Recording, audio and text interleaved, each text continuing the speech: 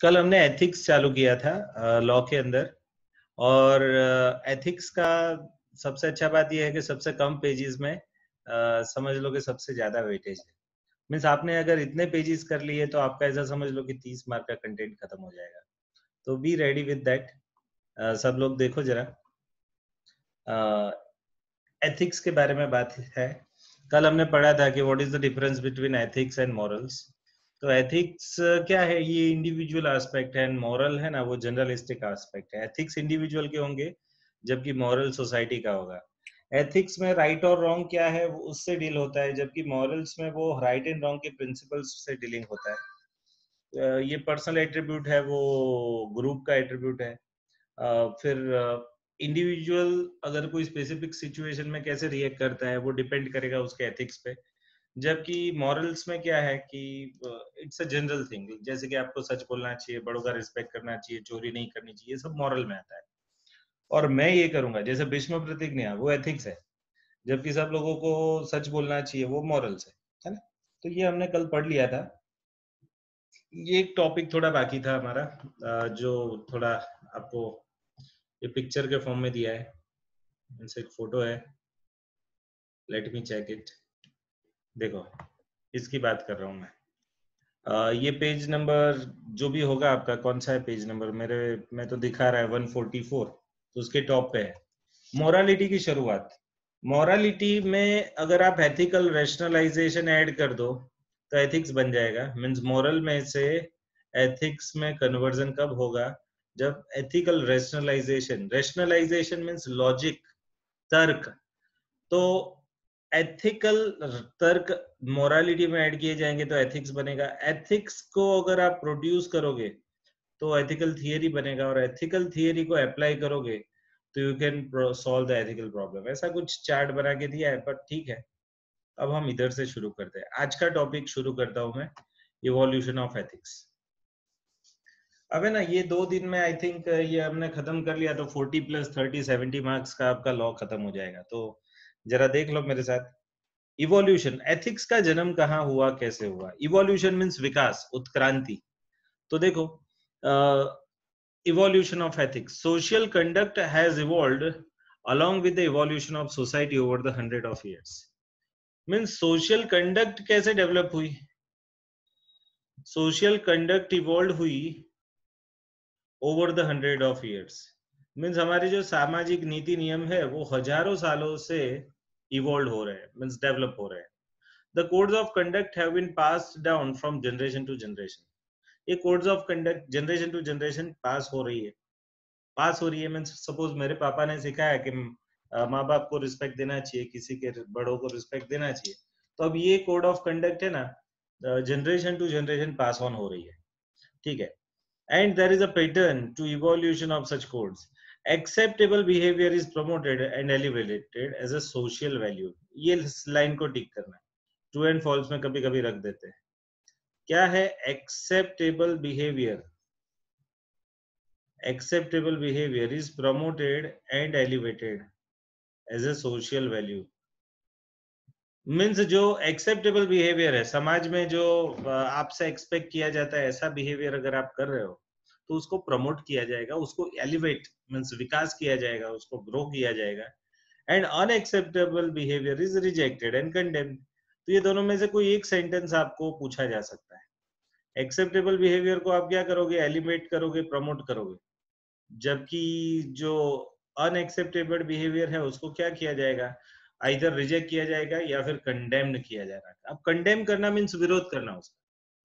In ancient India there was no moral problem with the custom of sati. ये सती का concept है ना, पहले बहुत चला था।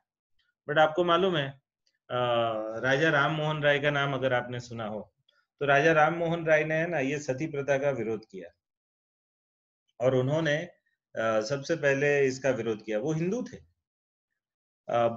ये सती प्रथा भी हिंदू कल्चर का पार्ट थी, बट उसके अंदर ये बहुत क्या बोलते हैं इसको तकलीफ आ गई थी, तो राजा राम मोहन राय ने ही उसका विरोध किया। तो एक टाइम पे ये सती प्रथा ग्रो हुई, अच्छी बात हुई, उसको अच्छा बिहेवियर मानने लगे समाज में। बट लेटर ऑन जब ये दूषण बन गया समाज के लिए तो समाज ने इसको दूर भी किया।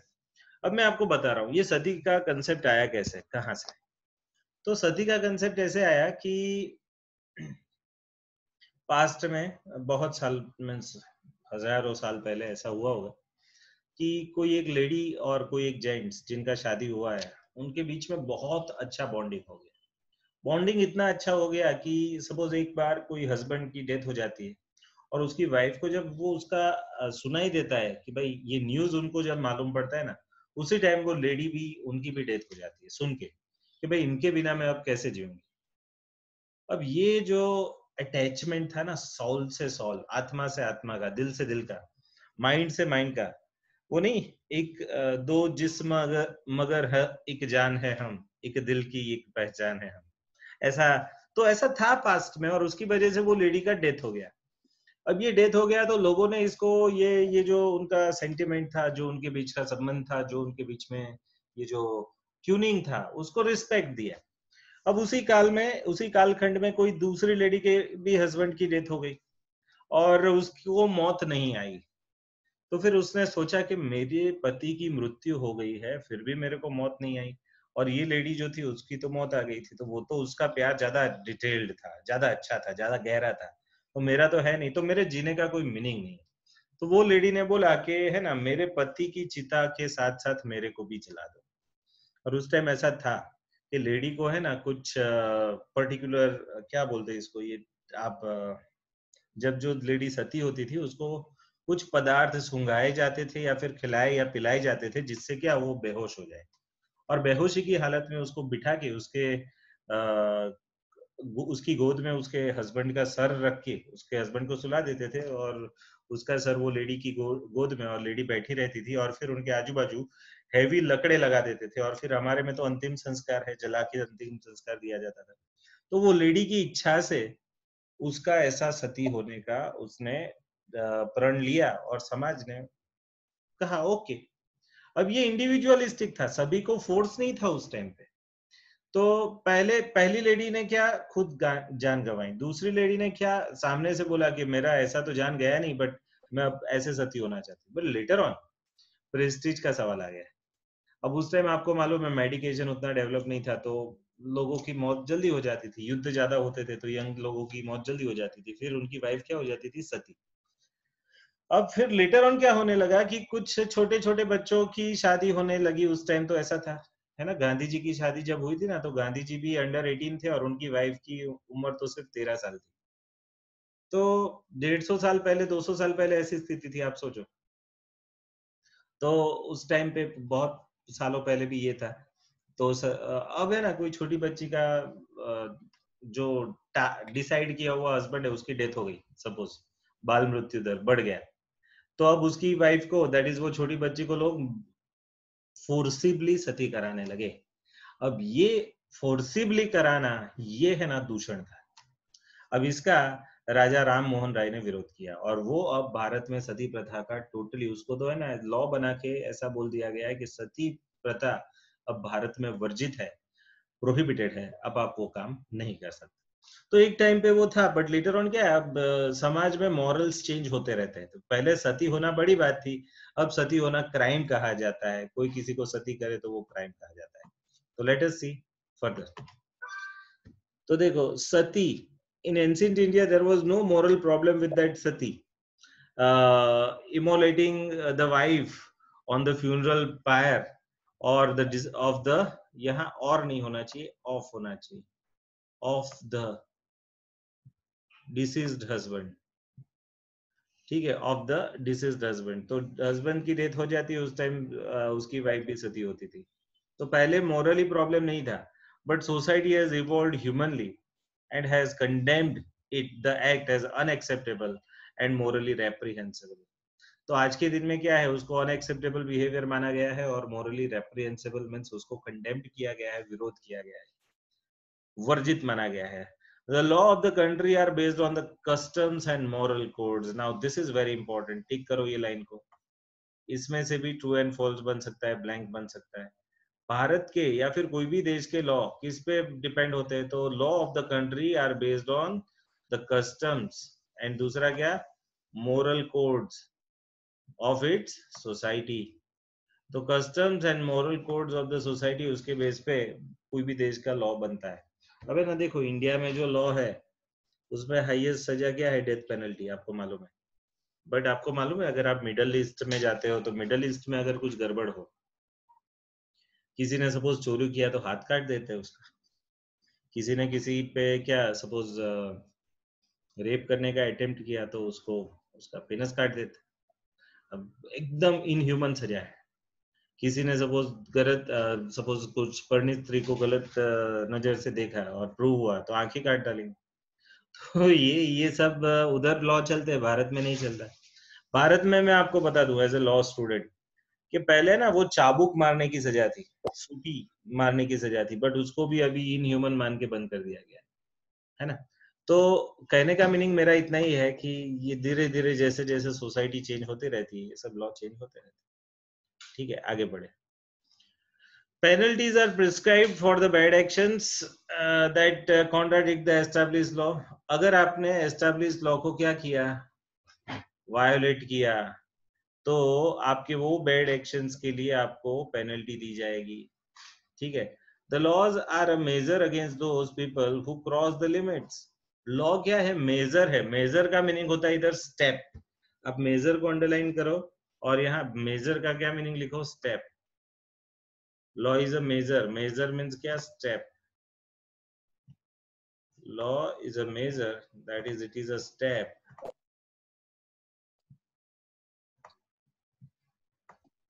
लॉ गवर्नमेंट का एक स्टेप है। Law is a measure against those people who cross the limits. तो जो लोग लिमिट को क्रॉस करते हैं उनके लिए ये स्टेप्स लिए जाते हैं, स्टेप या एक्शन या जो भी गिनो आप। ठीक है। who cross the limits of the code of social conduct and ensure that the good citizens are protected from the negative consequences of the lawbreaker. Now this is the purpose of the law. क्या ensure करता है law? क्या ensure करता है कि भाई good citizens, जो अच्छे नागरिक है, they should be protected from the negative consequences. From what? Negative consequences of the law breakers. तो लॉ ब्रेकर की नेगेटिव कॉन्सिक्वेंसेज से अच्छे लोगों को बचाना, that is the assurance of a law. Religion is also related to morals. ये जो धर्म है ना हमारा, वो भी मॉरल से जुड़ा हुआ है। आप देखना, कोई भी धर्म अच्छी बात सिखाता है। Religion is also relating to morals, and the religious leaders propaganda human values. The name of the religion, in the name of the religion, people क्या लिखा है? Started believing in God, and customs were introduced. धर्म के नाम पे लोग भगवान को मानने लगे और धीरे धीरे क्या? कस्टम्स। कस्टम्स मीन्स परंपरा। कस्टम्स का क्या मीनिंग होता है? कस्टम्स का मीनिंग होता है परंपरा। तो परंपरा का शुरुआत धर्म से हुआ। The object of the social codes of conduct is to maintain. अब ऑब्जेक्टिव क्या है ये जरा देख लो। किसका ऑब्जेक्टिव है? मैं देखो अलग कलर के पेन से इसको टिक करता हूँ। क्या? Object of the social codes of conduct. Social code of conduct का ऑब्जेक्ट बताओ भाई। तो ये देखो, ये रेड पेन से मैं टिक करता हूँ। तो ऑब्जेक्टिव है भाई to maintain, to promote and elevate the harmonious relationships. समाज में लोगों के प्रति जो एक दूसरे से हार्मोनियस में संवादित रिलेशनशिप, संबंध जो है, उसको एलिवेट करना, प्रमोट करना एंड मेंटेन करना। तो this is the object of social code. Means जो भी सामाजिक नियम हम बनाते हैं उसका पर्पज ही ये है क्या? To maintain, promote and elevate. Maintain, promote and elevate what? Maintain, promote and elevate what? the harmonious relationship of the society. अब देखो, उन्होंने एक उदाहरण दिया है, honour your parent is one of such code. हमको ये बचपन से सिखा गया है कि माँ बाप को आप क्या करो? ऑनर दो, रिस्पेक्ट दो। नहीं, हमने बचपन में, मैं जब था तो हम लोग ने सिखा है कि भाई मातृदेवो भव, पितृदेवो भव, आचार्य देवो भव, अतिथि देवो भव। तो ये चार लोगों को हम देव जितना वैल्यू देते हैं। माता को, पिता को, आचार्य को एंड अतिथि को। आप देखना अभी भी जो नॉर्मल इंडियंस है उसके उनके घरों में ये सिद्धांत आपको दिखेंगे तो why? Because our society has accepted this behavior. चलो देखो आगे. So honor your parent is one of such code. It maintains the peaceful relationship between parents and children. अब सपोज आपने ऑनर योर पेरेंट्स ये कोड को follow किया तो उससे क्या होगा? सपोज आपने ये कोड को फॉलो किया, कौन सा? ऑनर योर पेरेंट्स, ये बात जो आपको सिखाई गई वो आपने फॉलो की, तो उससे क्या होगा? तो उससे होगा इट मेंटेन करेगा क्या? Peaceful relationship between parents and children. तो पेरेंट्स एंड चिल्ड्रन के बीच के पीसफुल रिलेशनशिप रहेंगे अगर आप ये कोड को फॉलो करोगे तो. And it promotes the respect for each other in the family. It is because it is a salutary effect. It is considered as one of the fundamental values to be calculated. तो ये इसकी impact honour your parent है ना, एकदम basic चीज है ना? कोई भी रिलीजन में हम ये मैटर को फोर्स करा सकते हैं. अब हम पढ़ते हैं कि एप्लीकेशन. नाउ हम पढ़ क्या रहे? एथिक्स. एथिक्स का एप्लीकेशन क्या है? मींस एथिक्स कहाँ यूज होता है भाई? What do you mean by application of ethics? Means where basically this ethics are used. Now what do you mean by this? किसकी आवाज आ रही है भाई? किसी का आवाज सुनाई दे रहा है मेरे को. अरे बंद कर दिया किसी ने. चलो ठीक है. कहाँ थे हम? यस. तो एप्लीकेशन मीन्स उसका यूज कहाँ है? तो देखो, the relevance of ethics is in its application. Ideally है ना, कोई भी प्रिंसिपल जो है उसका रिलेवेंस कहाँ है? It's in its application. जो आपने सिद्धांत बनाया वो आपने फॉलो किया कि नहीं? अगर फॉलो कर रहे हो तो it is a relevance. Just as and when we study the theory of relativity in physics, we ensure that the laws or principles of relativity are applied to the factors and elements being considered. So too in our society, in the study of ethics, the universal principles have to be applied to individual contexts and situations. अब sir ये क्या है? क्या बताना चाहते? पहले तो मैं पहली लाइन टिक कराना चाहता हूँ, वो लाइन टिक कर लो, फिर आपको आगे का समझाता हूँ. The relevance of ethics is in application. Now this is very important. And इधर एक ये लाइन भी टिक करनी चाहिए कि universal principles have to be applied to the individual context and situations.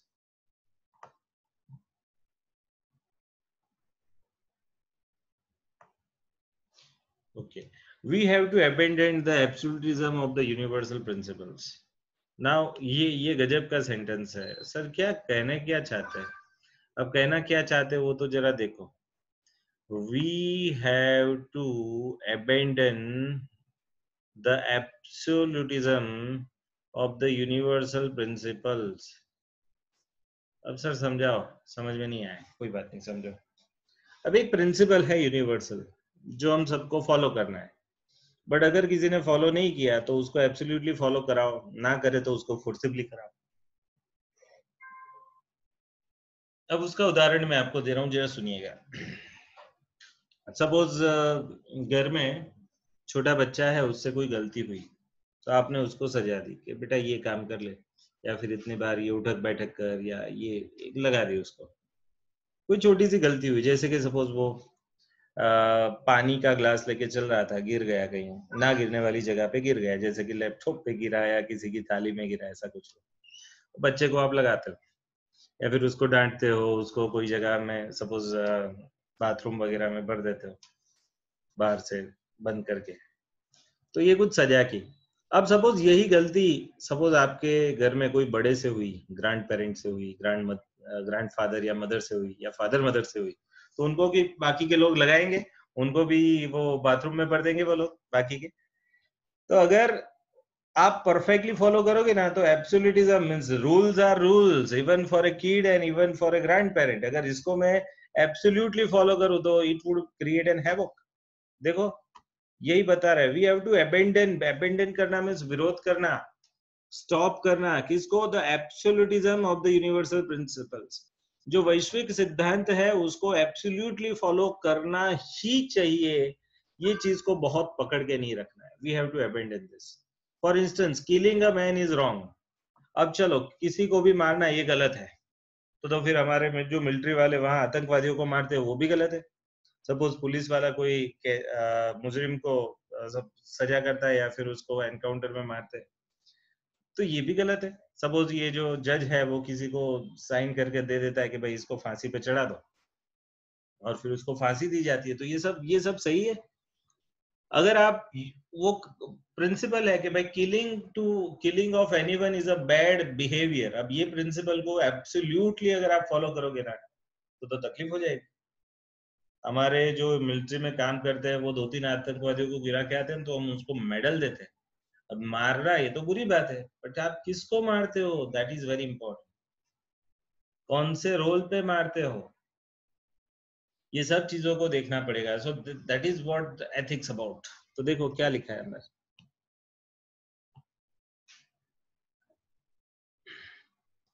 For example, killing a man is wrong, but we approve the killing of the enemy in a war, and the government honors the act with medals for bravery. ठीक है, means वैसे किसी को मारना बुरी बात है, but अगर किसी एनिमी को आपने मारा तो उसको आप ब्रेवरी अवार्ड दोगे, है ना. This is due to the fact that such an act has served a larger principle. Means आपका कोई भी एक्ट या एक्टिविटी या काम अगर लार्जर प्रिंसिपल्स को सर्व कर रहा है, लार्जर प्रिंसिपल्स को, तो दैट इज द बेटर, है ना. ओके, आगे बढ़ते हैं. Higher principle, that is the protection of countryman. Means ये मिलिट्री वालों को मेडल इसलिए मिला कि उन्होंने कंट्रीमैन की, मीन्स देशवासियों की रक्षा की. Ethics is the practical sense is known as the moral action. Ethics को आप प्रैक्टिकल सेंस में क्या कहोगे, मोरल एक्शन कहोगे.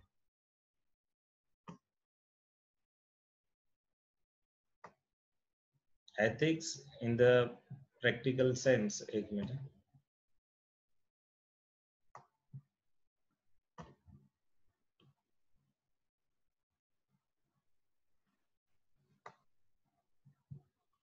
Ethics in the practical sense known as what, moral action.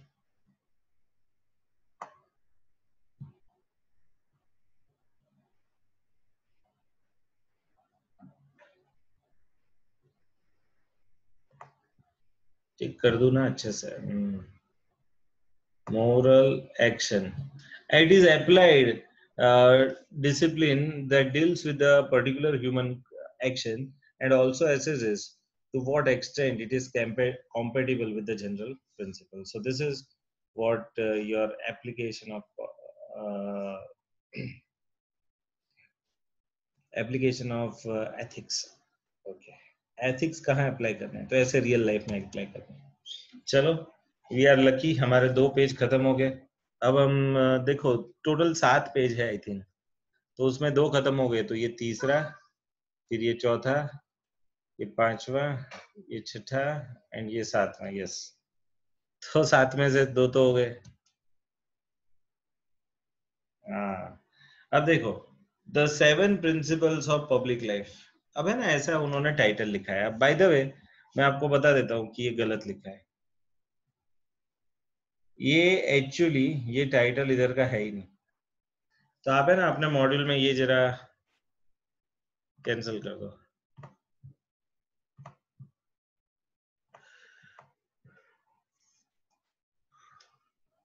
ये टाइटल कहाँ लिखोगे सर, ये रहा है ना, यहाँ लिखा है, ये रहा title, 7 principles of public life. ठीक है, तो सर तो उसके ऊपर क्या था, ये ना एक्चुअली बाय मिस्टेक उधर से टाइटल कट हो गई, इधर आ गया है ऊपर मेरे पास. मीन्स आप ये चीज जो है 4.2, वो ये गलत जगह पे लिखी है. ये value of ethics, concept of value free ethics, ethic as a principle and business ethics as a professional code, ये 4 खत्म हो ना, उसके बाद ही ये आता है. तो it is the 7 principles of public life. Okay, अब क्या करेंगे इधर, तो इधर देखो, ये 7 प्रिंसिपल्स को हम ध्यान में रखते हैं. पब्लिक लाइफ के लिए। सर आप क्या पढ़ा रहे हो, एथिक्स बाकी का पोर्शन या फिर ये 7 प्रिंसिपल्स ऑफ एथिकल लाइफ पढ़ा रहे हो? आपका क्वेश्चन होगा। आपने टॉपिक नंबर 4.3 अभी पढ़ा, बराबर है। अब सॉरी कौन सा पढ़ा हमने, 4.1 पढ़ा ना। 4.1 पढ़ा, और यहाँ ये कंसेप्ट ऑफ क्या है, 7 प्रिंसिपल्स ऑफ पब्लिक लाइफ। अब ये क्या है, कहाँ कहा गया है, और what they want to state about. तो पहले मैं आपको है ना ये 7 प्रिंसिपल्स ऑफ पब्लिक लाइफ समझा देता हूँ, उसके बाद हम आगे बढ़ेंगे। आगे का जो छूटा है ना, वो मीन्स तीसरा पेज जो छूटा है वो बाद में बताता हूँ। और यहाँ एक है ना ऐसा लिख दो, याद करने का तरीका है।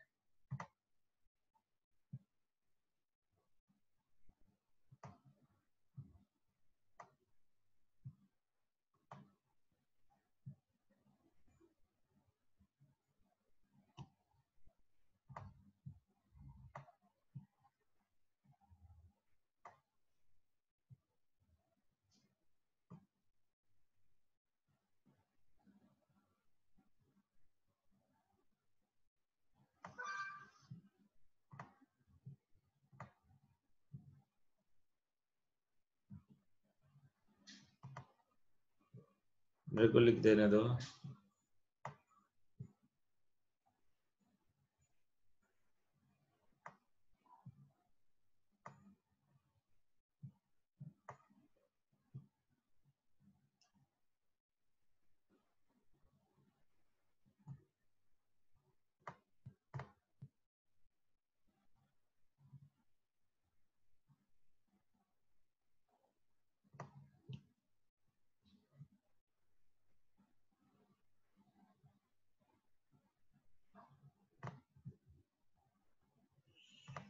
ना सर ये क्या लिख रहे हो, ओ सोहेल ऐसा लिख रहा हूँ। ये ओ सोहेल क्या है मैं आपको समझा रहा हूँ। ओ का मीनिंग है ऑब्जेक्टिविटी। सोहेल में एस का मीनिंग क्या है, सेल्फलेसनेस। ए का मीनिंग क्या है, एक मिनट,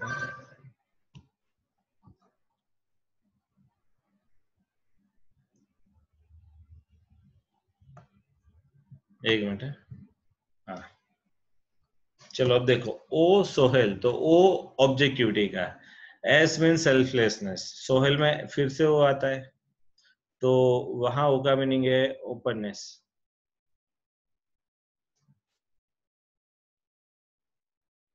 फिर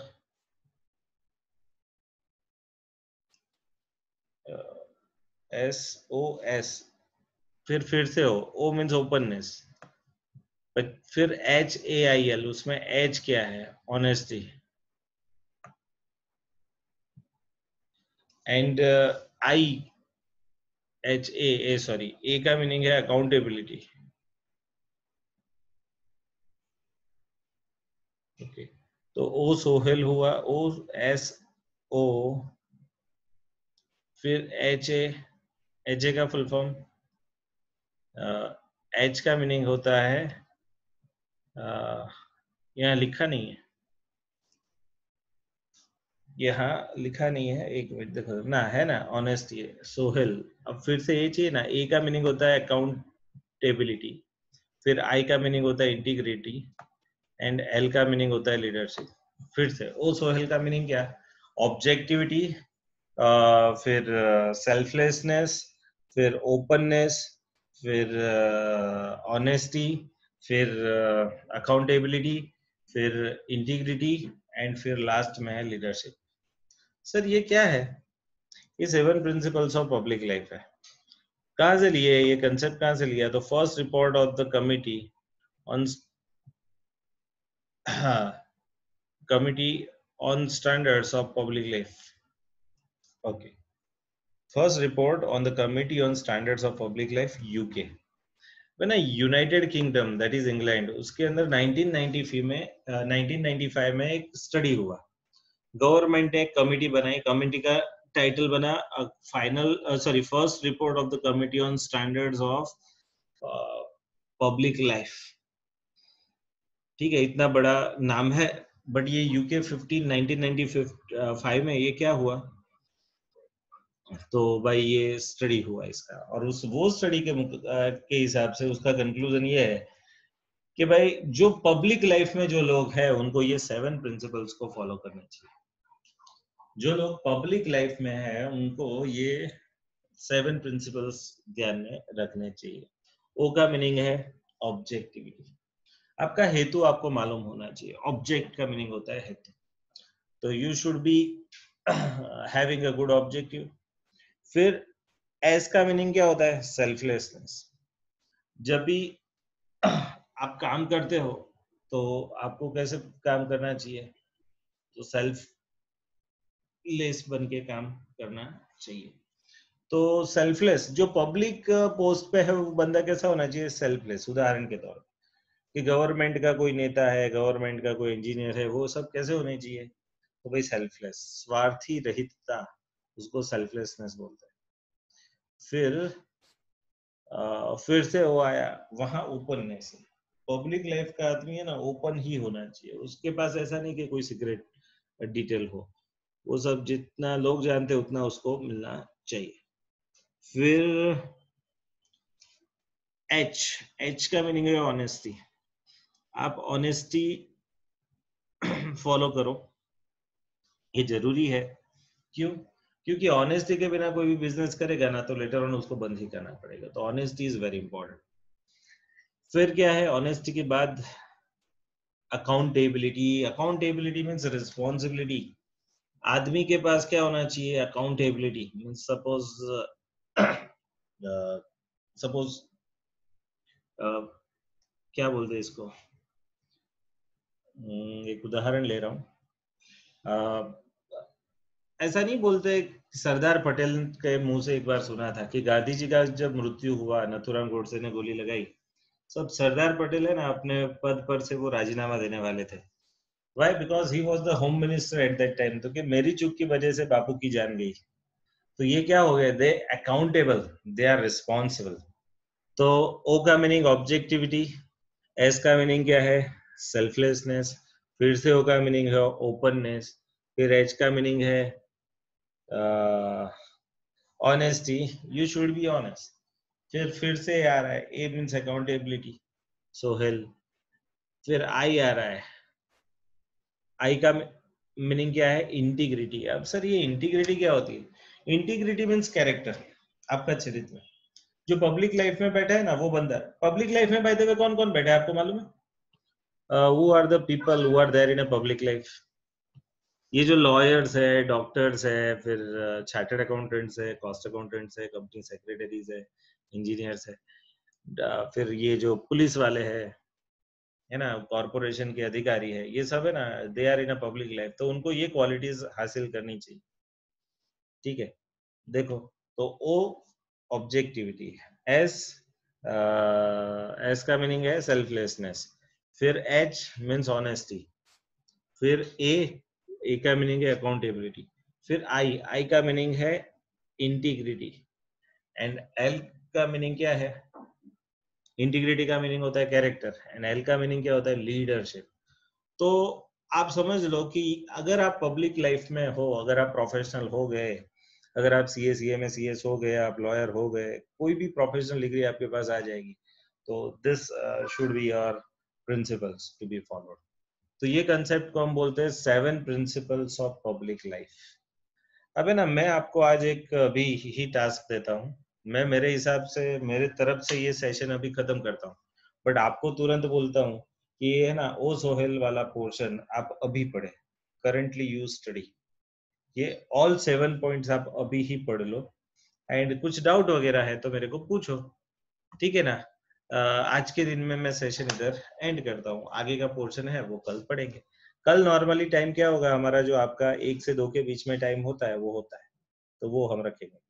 ठीक है, चलो तो तब तक मैं छुट्टी लेता हूँ। आप ये क्वेश्चन पढ़ने के बाद ही मेरा सेशन खत्म है ऐसा मानना है। ओके, चलो तब तक मिलते हैं। जय हिंद।